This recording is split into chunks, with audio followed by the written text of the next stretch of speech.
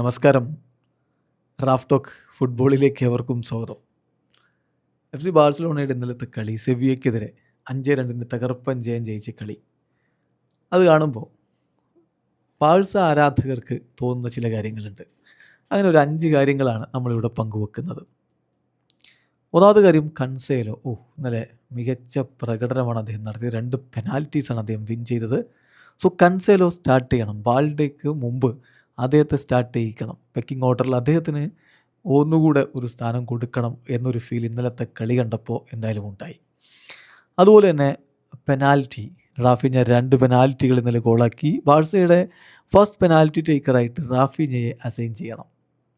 മൂന്നാമത്തെ കാര്യം എന്താണെന്നറിയോ? മാർക്ക് ബെർണാൽ. അദ്ദേഹം ബാഴ്സലോണയുടെ പ്രകടനത്തിൽ ഒരു ബാലൻസ് കൊടുക്കുന്നുണ്ട് എന്നുള്ളൊരു യാഥാർത്ഥ്യമാണ്.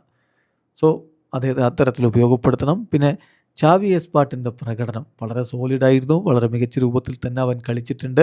കൂടുതൽ അവസരങ്ങൾ അവൻ അർഹിക്കുന്നുണ്ട്. പിന്നെ ഏറ്റവും പ്രധാനപ്പെട്ട കാര്യം, ക്യാമ്പ് നൗവിലെ ആ പഴയ അറ്റ്മോസ്ഫിയർ തിരികെ വന്നിരിക്കുന്നു. ഏതായാലും ബാഴ്സലോണയെ സംബന്ധിച്ചിടത്തോളം തകർപ്പൻ പോക്കാണ് ഇപ്പോൾ ലാലിഗയിൽ നടത്തിക്കൊണ്ടിരിക്കുന്നത്. യുവേഫ ചാമ്പ്യൻസ് ലീഗിൻ്റെ പ്രീ ക്വാർട്ടർ 2ാം പാദ മത്സരം എത്തിയിട്ടുണ്ട്.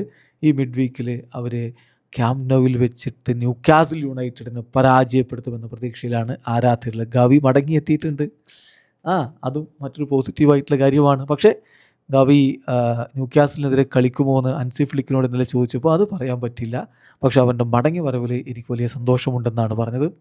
ഗ്രാജ്വലി അവൻ ഫുള്ളി ഫിറ്റായി ഗെയിം റിതമൊക്കെ തിരികെ പിടിച്ച് ബാഴ്സക്കായിട്ട് മികവ് കാണിക്കുമെന്ന് തന്നെ കരുതാം. കൺസേലോയുടെ കാര്യം ഒന്നുകൂടി എടുത്ത് പറയണം. ഇന്നലെ കൺസേലോ തന്നെയായിരുന്നു സ്റ്റാർ. ഒരു ഗോള് അദ്ദേഹം അടിച്ചു, 2 പെനാൽറ്റീസ് അദ്ദേഹം വിൻ ചെയ്തു, 6 ഡ്യുവൽസ് വിൻ ചെയ്തു, ഡിഫൻസീവായിട്ട് 3 കോൺട്രിബ്യൂഷൻസ്, 2 ഡ്രിബിളിങ്ങുകൾ, 1 ഷോട്ട്.